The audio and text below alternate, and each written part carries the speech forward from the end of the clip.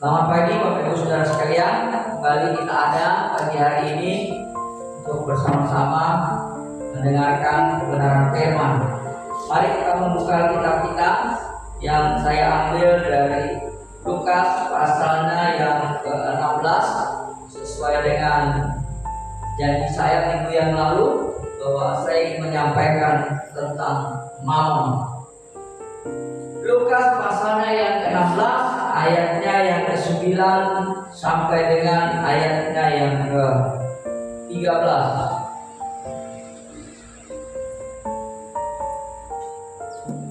Baik, saya akan membacakan buat Bapak Ibu Saudara sekalian.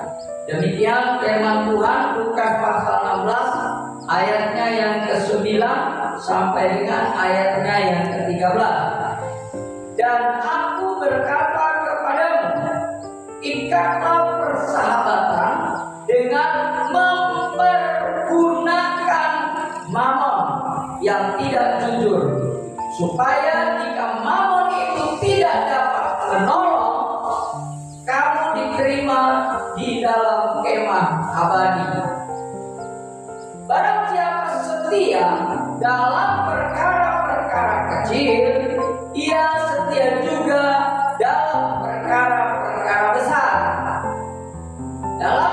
Dan barang siapa tidak benar dalam perkara-perkara kecil, ia tidak benar juga dalam perkara-perkara besar. Jadi, jika kamu tidak setia dalam hal mamon yang tidak jujur, siapakah yang akan mempercayakan kepadamu harta yang sesungguhnya? Dan jika kamu tidak setia dalam harta orang lain, siapakah yang akan menyerahkan hartamu sendiri kepadamu? Seorang hamba tidak dapat mengabdi kepada dua tuan, karena jika demikian, ia akan membenci yang seorang dan mengasihi yang lain, atau ia akan setia kepada yang seorang dan tidak meninggalkan yang lain. Kamu tidak dapat mengabdi kepada Allah dan kepada Mamon. Amin.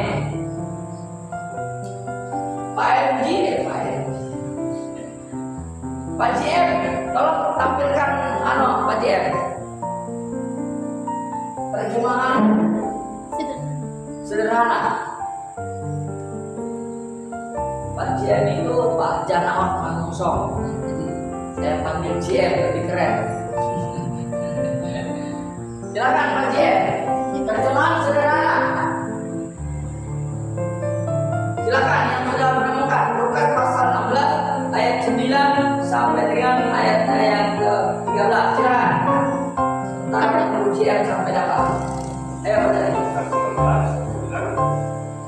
firman sederhana, karena itu aku menegaskan, biarpun kekayaan dunia ini cenderung membawamu ke dalam dosa,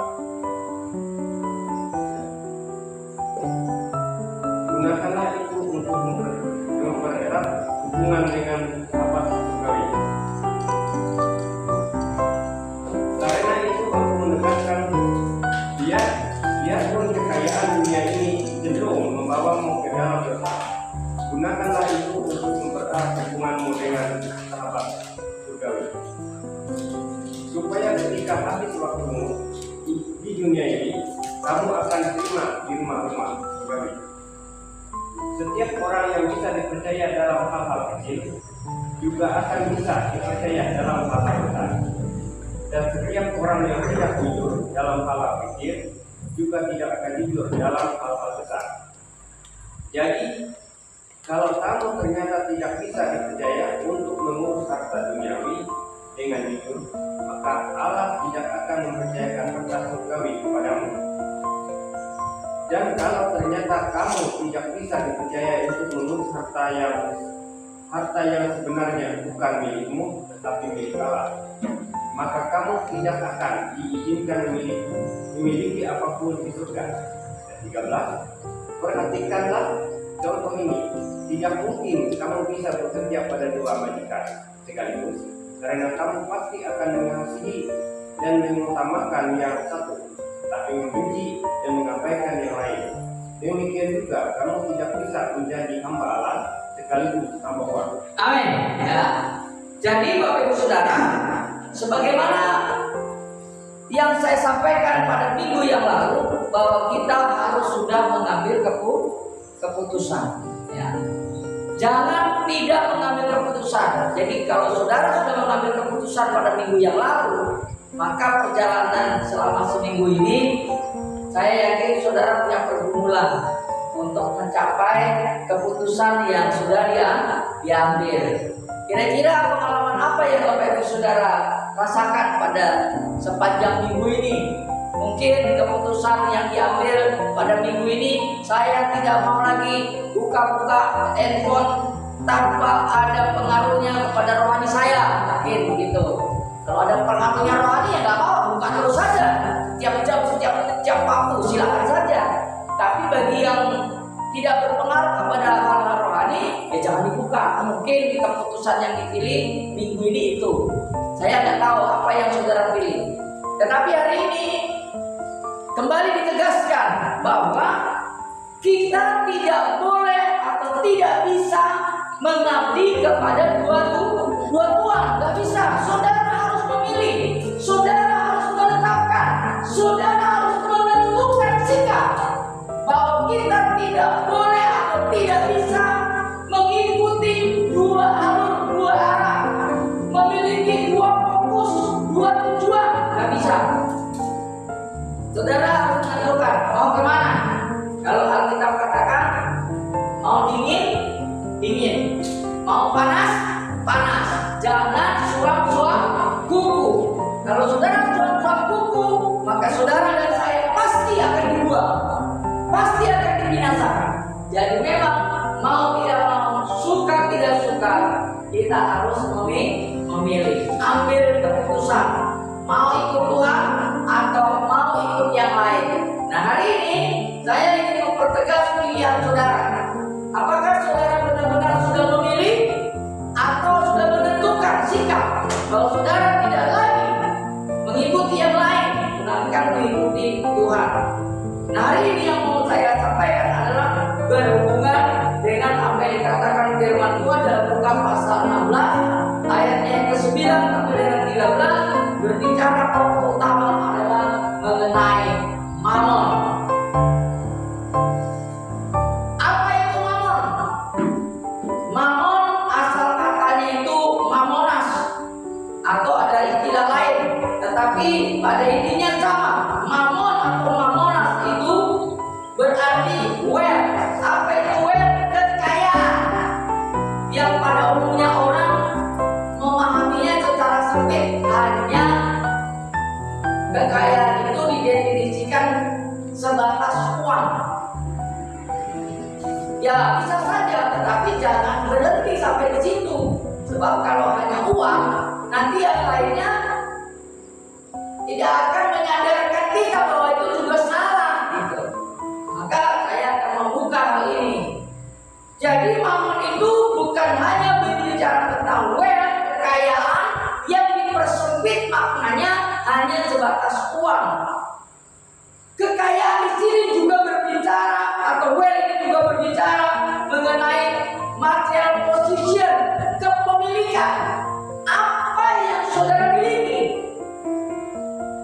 Jadi kekayaan itu berbicara apa saja yang saudara miliki, saudara dan saya miliki. Atau resources, sumber daya, ya, termasuk sumber daya di dalamnya. Atau aset. Apa yang saudara miliki? Bukan hanya uang kan? Betul. Yang saudara bisa miliki bukan hanya uang, tetapi juga ada kepemilikan. Apa yang saudara miliki? Bukan hanya uang. Apalagi yang saudara miliki? Ya, termasuk bakat, talenta, itu yang saudara miliki. Aset lain. Apa aset? Rumah, barang, apalagi? Ya, apa yang saudara miliki itu juga bagian dari yang dimaksudkan dengan kata mamon atau yang berarti wealth, kekayaan. Jangan dipersempit hanya sebatas uang, tetapi juga kepemilikan. Apa yang saudara miliki itu juga bisa berarti menjadi mamon. Kemudian bukan hanya itu, juga dimaksudkan pengertian kekayaan di sini adalah aset.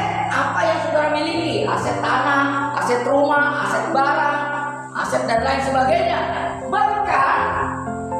Bahkan Bapak Ibu Saudara, kata mamon ini juga bersifat aset yang tidak berwujud atau yang berwujud. Apa itu yang berwujud? Ya tadi kelihatan tanah, rumah, ya kan, perhiasan. Kalau yang tidak berwujud, apa itu? Kedudukan, jabatan, halo? Yang tidak berwujud, gelar, itu kan tidak berwujud. Itu juga bisa jadi mamon. Saudara bisa menyadarkan hal ini. Kalau saya mau menyederhanakan, semua yang ada di dunia ini yang menjadi kepercayaan yang Tuhan berikan kepada kita sebagai milik dalam tanda kutip, milik yang dipercayakan. Apa saja itu? Baik aset yang tidak kelihatan, baik itu benda yang kelihatan maupun yang tidak kelihatan. Apa saja yang saudara miliki, kalau Alkitab katakan itu hanya sebatas alat. Ya, alat. Jadi apapun itu, termasuk uang. Uang itu juga alat. Tanah, rumah itu juga alat. Perhiasan, benda-benda yang ada di rumah kita itu semua alat yang bisa dipergunakan. Katanya, saya ulangi kalimat ini ya.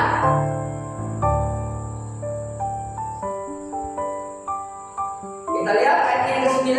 Tolong buat dia ayat 9.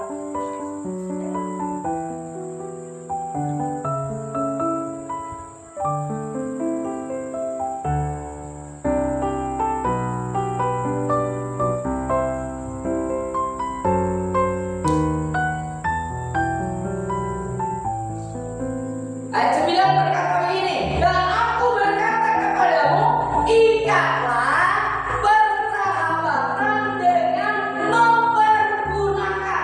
Di sini dikatakan apa?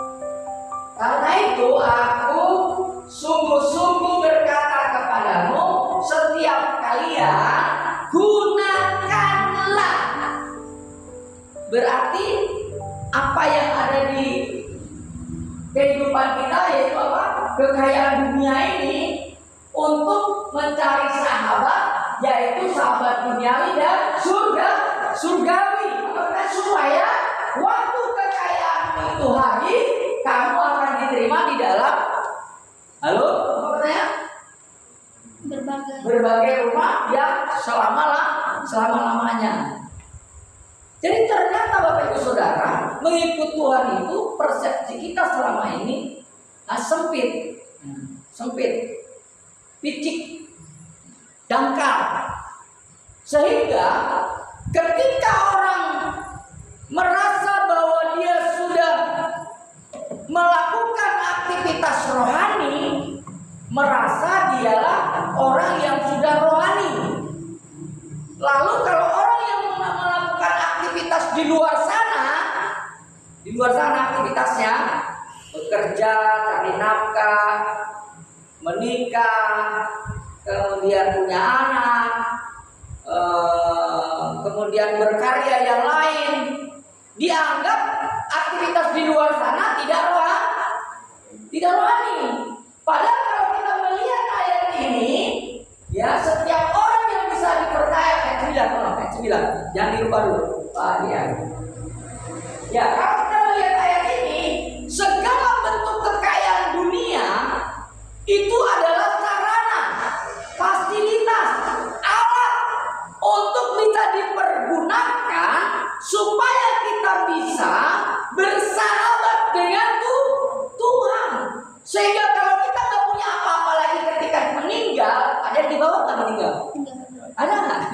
Nggak ada ya, semua ditinggal kan? Nggak mungkin saudara punya sertifikat dibawa masuk ke tanah. Enggak. Nggak mungkin, pasti sertifikatnya akan ditinggal lalu menjadi milik saudara. Sertifikat milik saudara? Enggak, semua barang yang kita punya ini nggak jadi milik kita, semua akan ditinggal, dilepas. Sama seperti saudara ketika bermain monopoli. Pernah tahu yang monopoli? Pernah tahu ya? Pernah tahu monopoli?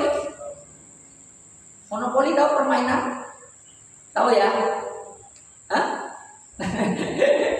Ya, monopoli yang main bentuk uang, ada uang-uang itu, beli hotel, beli rumah, gitu kan?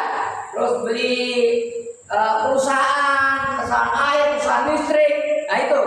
Jadi permainan monopoli itu waktu dia main, dia bisa beli apa saja. Ketika dia waktu masih pegang uang banyak, dia beli ini, beli itu, beli ini. Begitu permainannya selesai, ditinggal semua. Ditinggal. Merasa menyesal nggak? Merasa menyesal nggak? Enggak. Orang namanya permainan. Permainan masa menyesal? Ya permainannya selesai ya selesai, ditinggal. Nggak mikir lagi. Halo? Orangnya. Harusnya kita menjalani hidup ini seperti seseorang sedang bermain monopoli. Saudara boleh bebas melakukan apa saja dengan aktivitas hidup ini. Miliki semua, bila perlu semua kita miliki. Tetapi jangan sampai kita terikat dengan harta itu. Kalau permainan selesai ya selesai sudah. Jangan menjadi bahan pikiran. Ada orang yang monopoli begitu selesai permainannya nyesel dia. Aduh, uangnya nggak bisa dipakai lagi, nggak bisa beli ini lagi. Ada orang main monopoli nyesel? Nggak ada. Tapi faktanya manusia itu kan seperti itu. Orang nggak punya uang nyesel dia, nggak bisa punya rumah nyesel dia. Ternyata ikut Tuhan miskin terus, menyesal dia ikut Tuhan karena miskin terus, susah terus. Orangnya ikut Tuhan yang harusnya cepat menikah, nikah. Begitu nikah punya masalah, nyesel dia ikut Tuhan. Orangnya, hidup ini hanya permainan dalam tanda kutip. Kalau kita mempergunakan hidup ini untuk kepentingan kerajaan surga dan dunia, dalam tanda kutip ini duniawi maksudnya, ketika kita beraktivitas di dunia ini, apa yang kita lakukan semuanya menjadikan kita sebagai sahabat Allah. Apa yang kita lakukan? Jangan sebaliknya. Akibat dari mamon atau mamonas diri, saudara diikat, saudara diperhamba, saudara diperbudak, saya diperhamba dan diperbudak. Ya, kita lihat faktanya hidup sehari-hari. Dalam kehidupan sehari-hari, mana lebih banyak aktivitasnya menyenangkan hati Tuhan atau menyenangkan hati kita?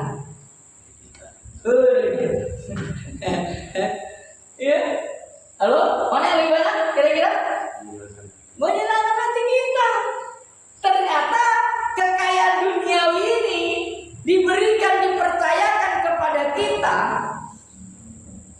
bukan untuk menyenangkan Tuhan, tapi menyenangkan diri sendiri. Saudara bekerja, harusnya pekerjaan yang dipercayakan oleh Tuhan, saudara ditempatkan di situ untuk bekerja, harusnya pekerjaan itu menjadi alat, bukan malah terbalik. Pekerjaan alatnya setan, bukan alatnya Tuhan. Alatnya setan untuk memisahkan kita dari persekutuan kita, persahabatan kita dengan Tuhan. Justru pekerjaan itu membuat kita akhirnya memisahkan kita dari Tuhan. Nah, ini yang sering dilakukan banyak orang, termasuk pekerjaan pendeta. Pekerjaan pendeta juga sama, bisa memisahkan dirinya dengan Tuhan. Kalau pekerjaannya itu untuk kesenangan diri sendiri, seperti yang saya katakan minggu yang lalu. Kalau saya mau hidup mudah. Kalau saya mau melakukan menggunakan jabatan saya ini untuk supaya bahagia di bumi, oh sangat mudah, sangat mudah. Pendeta itu gampang dipercaya orang, betul? Orang ya, gampang sekali. Pendeta itu menipu mungkin, tapi bisa dipercaya orang, gampang sekali. Untuk masalah duit tidak mudah, maksud saya sangat mudah, ya, sangat mudah pendeta itu. Ya, saya menikmati itu selama ini. Sebelum saya mengenal kebenaran, saya menikmati itu, bahwa jadi pendeta itu enak, sangat enak. Maka pertobatan saya dulu alasannya mengubah nasib. Dari preman, ya kan, dari hidup yang brutal, yang gak jelas, saya melihat keadaan orang-orang rohani, khususnya pendeta, hidupnya nyaman, pulang pergi gak pernah lepas dari dasi, jas, ya kan? Wah, datang dijemput, pulang dia diantar. Kalah jantung kan? Kalau jantung datang tak diundang, pulang gak diantar. Kalau pendeta enggak, datang diantar, datang dijemput, pulang dia diantar, dikasih duit lagi. Dia nggak ngapa-ngapain, nggak kerja ngapa-ngapain, kerjanya cuma ngocehin orang aja, ngomongin orang, wacu gitu kan, doain orang, udah enak hidupnya. Kalau pendeta lebih gampang untuk cari hidup enak. Maka saya ngambil keputusan waktu itu, udah saya nggak mau kemana-mana, saya mau sekolah pendeta aja, karena saya tahu pendeta itu pasti enak. Ternyata enak, ternyata enak. Iya, dulu saya bisa setiap tahun pulang pergi ke Jakarta. Tiap tahun saya pasti ke Jakarta. Ya, pulang ke Jakarta. Nanti tiap tahun lagi pulang ke Jakarta. Pulang pergi setahun itu 3 kali. Ya, minimal 1 kali setahun. Kalau pendeta mau hidup nyaman itu paling mudah dibanding saudara. Kalau saudara mau hidup nyaman, saudara kerja keras dulu selama sebulan. Orangnya setelah sebulan nyamannya berapa hari? Orangnya nyamannya berapa hari? 2 hari. Ya, paling lama seminggu, paling lama 2 minggu deh, anggap deh 2 minggu paling lama. Ya, itu kalau saudara mau bahagia, mau senang, kerja dulu selama sebulan. Ya, yang kerja bulanan, yang kerja harian. Tiap hari kerja, kalau nikmatinya nggak tahu kapan. Nggak jelas, kalau dapat dia nikmati, kalau nggak dapat ya dia nggak nikmati kan gitu orangnya. Makanya sebenarnya saudara ini kalau mau enak udah jadi pendeta aja udah. Terserah mau pendeta rotak mau pendeta bener, pokoknya kalau mau hidup enak nyaman di bumi ini jadi pendeta. Betul, jadi orang-orang rohani. Betul, itu pilihan nyaman, pilihan pas itu. Tapi kalau saudara mengenal kebenaran ini, justru pendeta itu double. Double dia. Double tanggung jawabnya. Iya, tanggung jawabnya double, lebih berat. Ya. Maka kalau saya bisa memilih sebetulnya, saya nggak mau jadi pendeta. Tapi karena saya tahu kebenaran ini gak ada pilihan. Karena ternyata kebenaran ini membuka pikiran saudara dan saya gak ada bedanya. Mau pendeta atau nggak pendeta, gak ada bedanya. Kenapa? Karena saudara dan saya tidak boleh terikat dengan dunia. Tidak boleh. Yang mengikat kita hanya Tuhan. Mammon tidak boleh mengikat kita.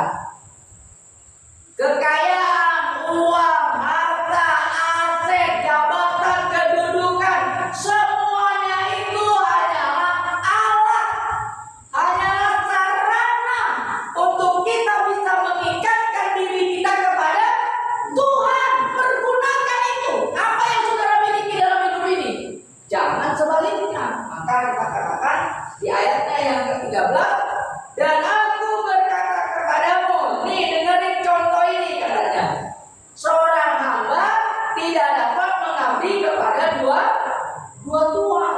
Nggak boleh mau mengabdi kepada Allah dengan kekayaannya kita nikmati, kita ya kita miliki sepertinya, padahal nggak bisa memiliki. Semua yang kita miliki ini hanya titipan, kata tetangga.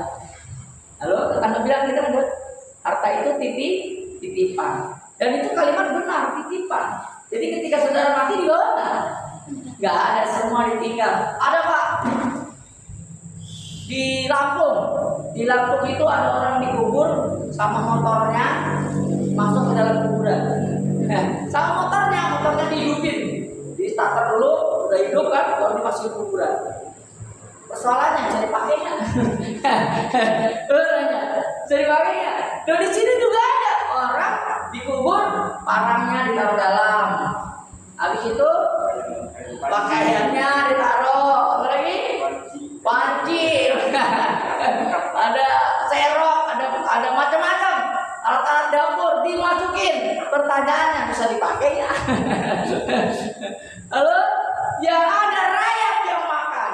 Nah, ini persoalan. Nah, kita karena nggak memikirkan sampai di situ. Seolah-olah apa yang kita kejar, apa yang kita cari, apa yang kita usahakan selama ini, itu membuat kita menikmati, itu membuat kita bahagia, itu membuat kita senang. Salah besar Bapak Ibu Saudara. Karena faktanya dari saudara hidup hari ini, berapa tahun sebelumnya kan saudara sudah mencari kan? Halo, sudah mencari kan? Pertanyaan saya, sudah bahagia belum? Halo, sudah bahagia belum? Dulu kan nggak kerja, sekarang kerja udah berapa tahun? Berapa tahun kerja? 11 tahun, 12 tahun lo kerja lo. Pertanyaan saya, udah bahagia belum dengan pekerjaanmu yang sekarang? Lalu berapa tahun kerja? 5 tahun. Udah bahagia belum dengan pekerjaanmu? Kalau ditawarin yang lain, pasti pilih yang lain. Apalagi yang lebih gajinya gede kan? Oh, gajinya gede nih. Nah, pasti dia akan pilih yang gajinya gede. Pertanyaannya, yang gajinya gede ditanya jawab. Ini kan admin, tanya asisten. Tanya asisten ditanya kerja berapa tahun ini karena nggak ada asisten. Kalau ada asisten saya tanya. Udah kerja berapa tahun? Puluhan tahun. Tanya udah bahagia belum? Pasti belum. Pasti belum. Ya. Faktanya bagaimana? Faktanya terlihat bahwa kalau orang itu ditawarkan dengan pekerjaan yang lebih baik, dia akan pilih kan? Berarti dia tidak bahagia dengan yang ada. Kalau orang bahagia dengan yang ada, dia nggak mungkin lari, betul nggak? Nggak mungkin dia lepaskan, karena dia sudah merasa bahagia. Sama orang yang nggak kerja di perusahaan, kerja setiap hari berapa tahun kamu kerja mencari makan untuk hidupin. Berapa tahun sudah dari mulai belum menikah? Pokoknya selesai sekolah udah mulai kerja kan, udah cari duit kan. Nah sekarang mau tanya, udah bahagia belum? Nggak mungkin kebahagiaan itu bisa kita dapatkan. Apa yang kita cari, apa yang kita kejar, semuanya itu menipu. Itu yang dikatakan dalam Alkitab tadi. Yuk kita lihat apa yang dikatakan ayatnya yang ke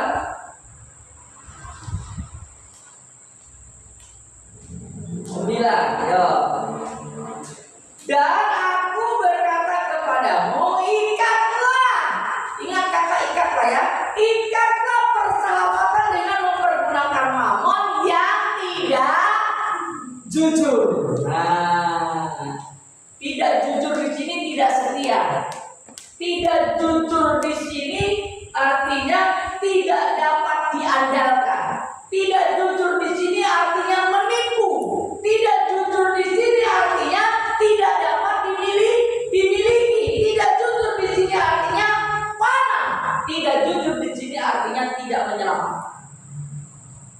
Orang berpikir cari duit banyak-banyak, lalu bikin asuransi. Jadi kalau tanya, udah punya asuransi belum? Belum. Oh, saya punya asuransi. Oh, saya nyaman kalau sakit aman, tenang katanya. Begitu dia sakit, asuransinya bisa menolong nggak? Bisa menyembuhkan dia asuransinya? Oh, iya. Halo, bisa menyelamatkan dia asuransinya? Enggak. Menipu ternyata. Saudara mencari duit seumur hidup sampai begitu tua, apa yang terjadi sudah tua? Punya AC kedinginan, nggak bisa pakai. Nggak ada AC kepanasan. Makan gulanya naik. Makan telur kolesterol. Haleluya saja. Makan daging setruk. Waduh. Udah nyarinya capek-capek dari muda sampai tua. Begitu tua ditipu dia. Ternyata dia juga tidak menikmati. Ada orang yang kaya raya, tidak kekurangan satupun yang diinginnya selalu terlaksana. Apa yang terjadi? Ternyata dia juga ditipu. Kekayaannya tidak bisa menyelamatkan hidupnya.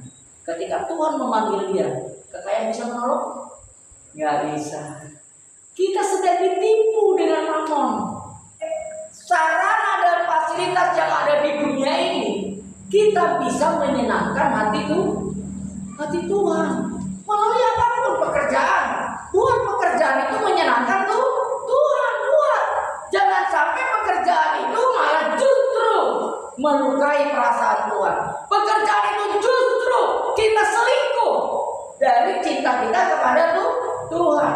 Tidak setia. Mamon yang tidak setia itu selingkuh. Cinta kita dialihkan kepada yang lain, bukan kepada Tuhan.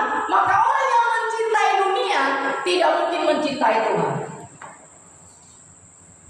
Nah, itulah kenapa saudara hari ini harus betul-betul memiliki pemahaman. Apakah saudara sudah benar-benar mengambil keputusan untuk memilih mencintai Tuhan atau sebaliknya mencintai yang lain? Saudara tidak mungkin hidup kepada dua Tuhan. Satu kepada Mammon, satu kepada Tuhan. Gak bisa. Saudara dan saya harus menentukan pilihan. Karena Mammon yang tidak jujur adalah Mammon yang menipu. Mammon yang tidak bisa diandalkan. Orang berpikir banyak uang bisa diandalkan, nanti kalau punya uang banyak hidupnya bahagia. Aduh, kita ini terlambat. Sudah duluan ada orang yang kaya-kaya. Orangnya sudah duluan ada orang kaya. Kenapa kita nggak melihat orang yang duluan gitu? Kemudian tanya sama dia, kamu udah banyak uang kan nih? Mobilnya banyak, rumahnya besar. Tanya sama dia, udah bahagia belum? Gitu. Karena kan orang nggak ada lagi tujuannya mencari kekayaan dunia ini dengan segala isinya, hanya ingin bahagia. Persoalannya orang nggak akan bahagia. Dulu nggak punya pacar, pengen punya pacar. Begitu punya pacar, malah bikin luka. Mau pacaran lagi takut. Kenapa? Karena sudah ada luka duluan. Mau pacaran lagi? Nggak mau dia. Nggak mau. Kenapa mau pacaran? Takut dilukai lagi, takut disakiti lagi. Ayo, dulu mau menikah, begitu menikah mau sendiri lagi. Malah kalau bisa cerai gitu. Mau sendiri lagi. Orangnya dulu mau menikah, nggak menikah rasanya malu, ketinggalan. Wah, teman saya udah nikah, yang ini udah adik-adik tingkat saya udah nikah. Saya belum nikah, udah umur sekian belum menikah. Orangnya begitu nikah, ada yang nikah nih. Kalau disuruh pilih sendirian atau orangnya, nggak ada nih, nggak ada istri. Disuruh pilih sendiri apa berdua? Hah? Pilih sendiri. Itu harus kita akui. Kenapa? Ternyata orang menikah itu bukan membahagiakan. Karena dalam pernikahan masing-masing pribadi minta dibahagiakan. Saling menuntut. Maka ketika saling menuntut, nggak ada dibahagiakan, nggak ada. Karena dua-duanya menuntut. Saya mau nikah itu buat bahagia. Ya nggak bisa. Dari mana rumusnya? Yang sana juga minta bahagia. Terus siapa yang membahagiakan? Nggak ada. Ditipu kita. Orangnya.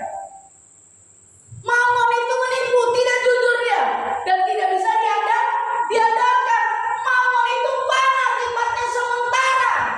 Tidak ada yang kekal. Saudara dapat uang. Tadi saya katakan dapat uang. Berapa lama dia senang uang itu? Selagi uang dipegang. Itu pun kalau banyak, kalau sedikit walaupun ada uang tetap nggak senang. Biasa pegang 10 juta, 100 juta di rekening, cuma ada 1 juta, 2 juta, udah gelisah ya rekeningnya. Loh, saya ngalamin itu dulu, rekening saya banyak. Sekarang begitu rekening sedikit, pusing dia nyari-nyarinya. Mana duit nggak ada lagi. Halo? Tapi coba Biasa ibadah, gak ibadah. Ya biasa juga katanya. Orang-orang itu orangnya. Orang biasa gak ibadah, sudah ibadah. Orangnya. Malu dia mau datang. Kenapa? Karena biasa gak ibadah. Nah, Bapak Ibu Saudara, mamon itu menipu dan tidak bisa diajarkan, tidak bisa dimiliki. Ya termasuk yang saudara miliki sekarang, semua pada akhirnya akan dilepaskan. Emang bisa hak milik selamanya sampai mati? Tanah sertifikat tuh. Hak milik itu kan hak milik Pak Joni. Begitu mati masih nggak milik Pak Joni tuh. Ditinggal dia. Nanti begitu dia dipetik, surat tanahnya diganti nama. Balik namanya bukan lagi Pak Joni, apa namanya? Yang masih hidup. Nah, dia nggak bisa diajarkan. Dia nggak bisa kita miliki. Nggak bisa apa bisa kita miliki dalam hidup ini? Apa? Ada yang bisa kita miliki? Nggak ada. Ada pujian mengatakan, ku tak membawa apapun juga saat ku datang ke dunia. Ku tinggal semua pada akhirnya. Halo? Saat ku kembali ke kalau ke surga. Ini masalahnya ke surga. Halo? Semua akan ditinggal. Jadi mamon itu adalah sarana dan fasilitas kita yang bisa kita pergunakan untuk kita bisa lebih dekat kepada Tuhan. Halo? Ini kayak gini kan handphone nih. Nah, ini dibeli mahal nih. Ini belinya juga perjuangan nih. Nah, ternyata handphone ini bisa digunakan nggak untuk menyenangkan Tuhan? Bisa ini untuk rekam khotbah. Nanti habis khotbah diupload ya. Entah itu di grup, entah itu di YouTube. Nanti yang nggak ibadah ya mungkin karena kesibukan akibat mamon kan bisa YouTube gitu kan. Nah, dibuka lagi. Kalau saudara yang mau mengingat lagi khotbahnya tadi apa sih lupa, bisa dibuka lagi, diingatkan lagi, kan bisa dipergunakan. Halo? Apa lagi? Apa lagi? Motor, ya kan? Motor bisa nggak dipergunakan itu untuk menyenangkan Tuhan? Bisa. Orang yang mau ikut ibadah, motornya sendirian. Begitu juga saudara beli mobil, jangan nggak beli mobil. Kalau bisa beli mobil beli. Kalau ada uang beli. Untuk apa mobil itu? Kita pergunakan. Amin. Pergunakan untuk menyenangkan Tuhan. Kayaknya ini belum ada yang punya mobil. Haleluya saja. Rumah, apa saja yang saudara miliki. Jadi bukan salah. Dunia ini kalau di tangan orang-orang benar, itu menjadi sarana, itu menjadi alat untuk menyenangkan Tuhan. Sebaliknya, dunia ini di tengah-tengah orang yang tidak benar dan tidak mengenal Allah, maka dunia ini akan dipergunakan untuk menarik orang menjadi pengikut iblis, bersahabat dengan setan sampai neraka. Haleluya saja. Bapak Ibu Saudara sekalian yang dikasih dalam nama Tuhan, apapun yang kita miliki, harta, uang, kekayaan, pangkat, kedudukan, jabatan, semua itu sarana untuk bisa menyelamatkan hidup kita dan menyelamatkan orang lain. Pergunakan, ayo, dari pekerjaan saudara, bisa menyelamatkan orang? Bisa, tapi selamatkan dulu dirimu. Jangan dirimu belum selamat menyelamatkan orang. Yang saya maksud di sini, saudara sudah selamat, sudah yakin pasti selamat.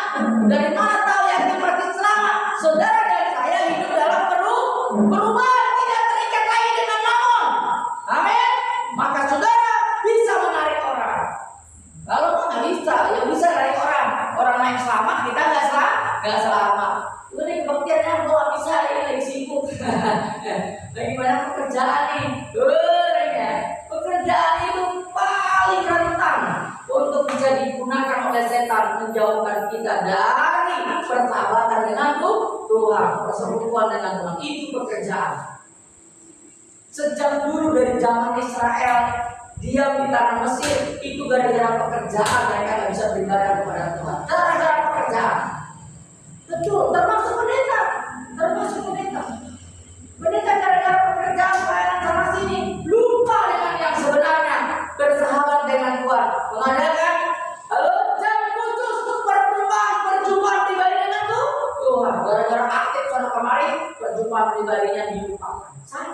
juga sama. Pendeta pekerjaan itu pelayanan jualan sini jualan sana sama, itu sama, nggak ada bedanya. Gitu. Nah saudara juga begitu sama. Pekerjaan itu kadang membuat kita tidak bersahabat dengan Tuhan. Harusnya pekerjaan itu membuat kita semakin bersahabat dengan Tuhan. Bapak Ibu Saudara, kalau dikatakan di sini ada harta yang sesungguhnya, mari kita lihat ayatnya yang ke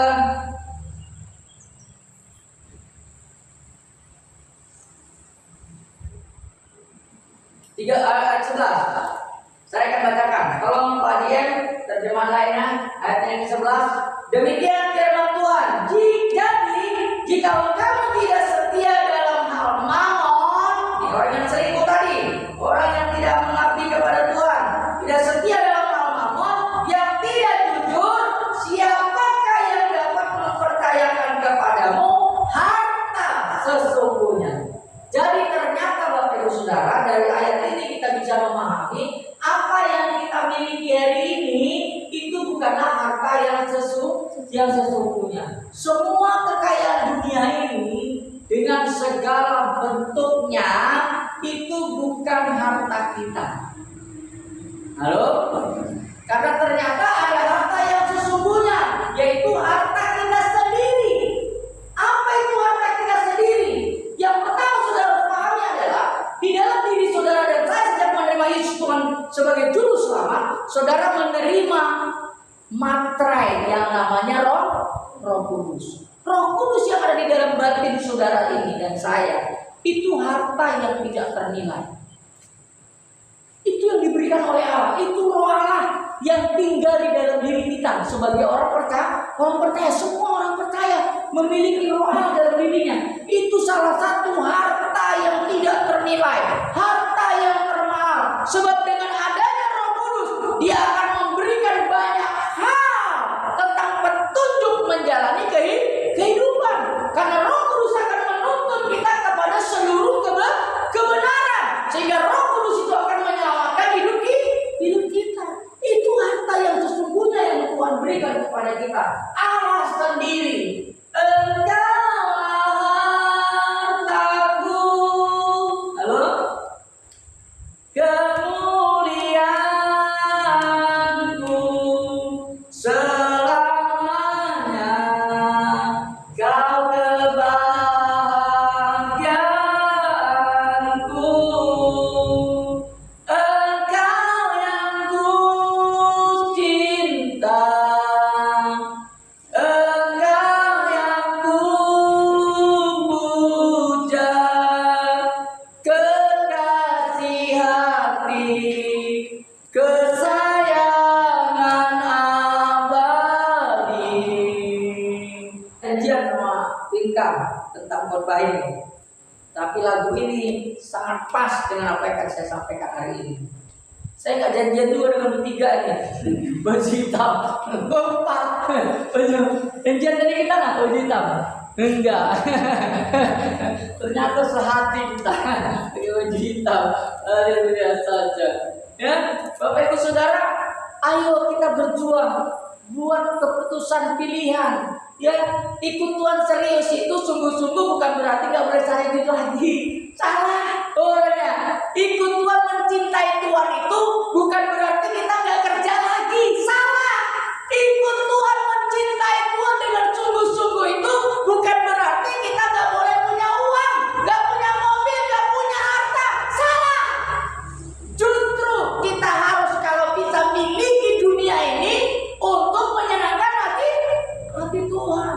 Jadi jangan salah persepsi sehingga menjadikan hidup ini seolah tersiksa ketika mencintai Tuhan dengan sungguh-sungguh, merasa menderita begitu penat kuat sehingga takut mengambil hidup dalam kekudusan, hidup dalam kebenaran, hidup dalam kesucian, hidup dalam kesempurnaan, merasa seolah-olah hidup kesucian itu membelenggu, mengikat, menyusahkan hidup.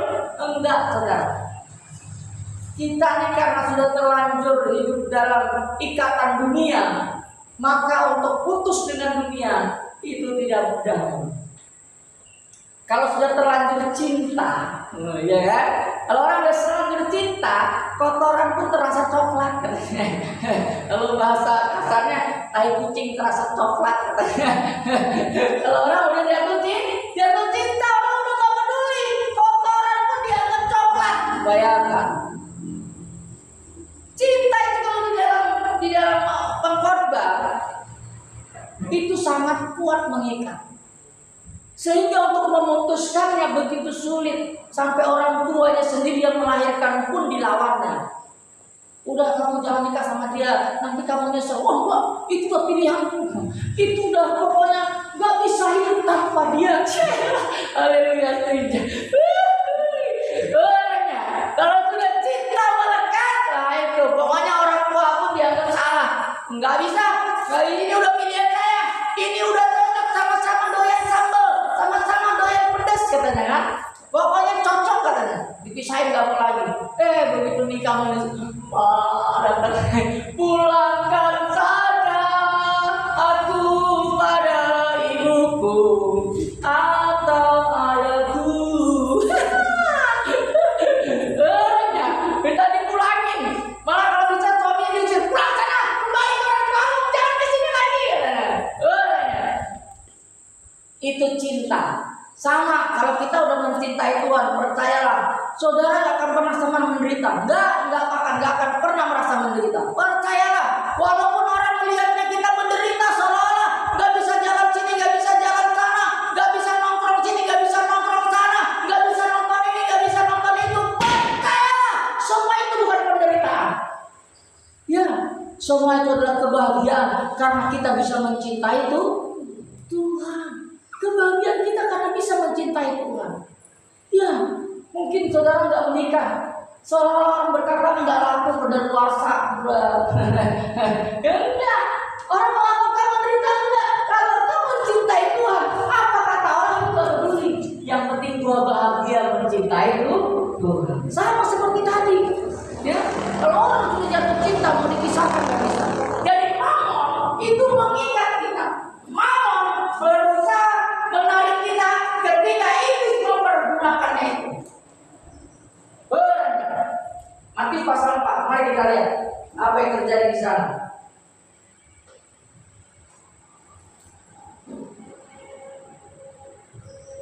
Tolong bacakan Matius pasal 4 mulai ayatnya yang keempat sampai ayatnya yang ke-11. Jawab.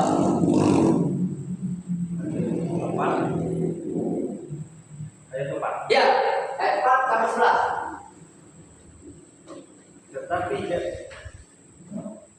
Tetapi Yesus menjawab, ada tertulis, manusia hidup bukan dari roti saja, tetapi dari setiap firman yang keluar dari mulut Allah.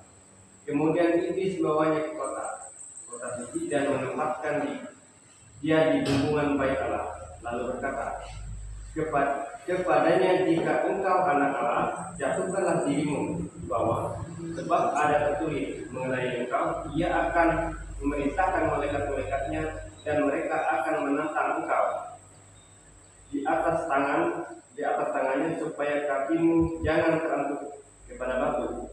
Jawab Yesus kepadanya, ada tertulis, janganlah engkau mencobai Tuhan Allahmu. Dan iblis membawanya pula ke atas gunung dan yang sangat tinggi dan memperlihatkan kepadanya semua kerajaan dunia dengan kemegahannya. Dan berkata kepadanya, semua itu akan kuberikan kepadamu jika engkau sujud menyembah aku. Amin. Sudah cukup sampai di situ. Bapak Ibu Saudara, garis besar dari Matius pasal 4 ini ayat 4 sampai 11 itu di mana Tuhan Yesus mengalami pencobaan. Halo, melalui berbagai fasilitas dunia dicoba oleh makanan. Emang kalau Tuhan Yesus ikut Tuhan nggak makan? Makan nggak dia? Makan juga, walaupun pada saat itu ditawarkan makan dia nggak mau gitu loh. Tapi bukan berarti dia nggak makan ya, makan. Nah orang Kristen ini takut nggak makan ikut Tuhan, takut nggak hidup di dunia ini gara-gara makanan. Maka makanan itu memisahkan orang dari Tuhan gara-gara makanan. Orang gara-gara makanan bisa menghina orang. Orang gara-gara makanan bisa caci maki orang. Orang gara-gara makanan bisa bunuh orang. makanan.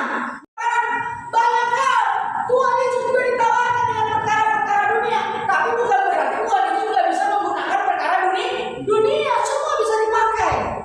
Jadi jangan salah artikan dunia ini, saudara. Seolah-olah mencintai Tuhan itu gak bisa menikmati dunia. Saudara nggak ngomongin dia, karena dia matanya yang lihat dia kan. Oh, pasti ngomong gue nih. Udah tersinggung, kumpulin itu, jangan gampang tersinggung. Mulai kumpulin satu-satu. Item kita terlalu banyak, kenakan itu satu persatu. Amin. Kumpulkan harta di surga, artinya saudara mulai hidup dalam perubahan. Ayo berubah terus sampai kepada kesempurnaan. Kapan sempurnanya? Ya kita nggak tahu, berjuang saja. Jangan pikirkan. Halo, yang kita pikirkan, saudara pokoknya mau sempurna, saudara mau kudus, mau tidak bercela, pikirkan saja itu. Urusan kapan sempurna, kapan kudusnya, nggak usah pikirkan. Jalani terus, berjuang semaksimal mungkin. Amin. Karena waktunya singkat. Kalau saudara udah berjuang dari hari ini, saudara dan saya udah nggak sempat lagi. Orangnya seperti orang kaya tadi yang saya bilang, udah ngumpulin banyak-banyak, ternyata Tuhan panggil. Bisa dia menikmati? Gak bisa. Ya, jadi ayo, saudara. Kebenaran itu harus kita kenakan dalam hidup ini. Yang karakter, mengenakan kodrat ilahi, tanggalkan kodrat dosa. Itu harta yang sesungguhnya yang akan nanti kita bawa, ya Bapak Ibu Saudara. Yang berikutnya, semua hal yang menyenangkan Tuhan, semua hal apa saja, itu harta yang sesungguhnya. Kalau semua yang menyenangkan Tuhan, apa nggak kita menikmati juga? Apa nggak kita bahagia juga? Semua hal yang menyenangkan Tuhan, apa yang menyenangkan Tuhan, lakukan saja. Apa yang membuat Tuhan senang? Kalau membuat Tuhan senang kita serajin ke gereja, ya rajin ke gereja. Kalau membuat Tuhan senang baca Alkitab, ya baca Alkitab. Kalau membuat Tuhan senang untuk mengenakan kodrat kita, ya kenakan itu, perjuangkan itu. Amin. Maka itu yang akan menjadi harta kita yang sesungguhnya, yang akan nanti di kerajaan surga pada akhirnya kita dipermuliakan bersama-sama dengan Tuhan. Yang terakhir, semua yang menyelamatkan kita. Ayo, akhirnya Bapak Ibu Saudara, sebagai kesimpulan, Mamon bukanlah sesuatu yang jahat. Mamon hanyalah alat. Mamon hanyalah fasilitas. Supaya dengan mamon itu, saudara bisa membuat keputusan.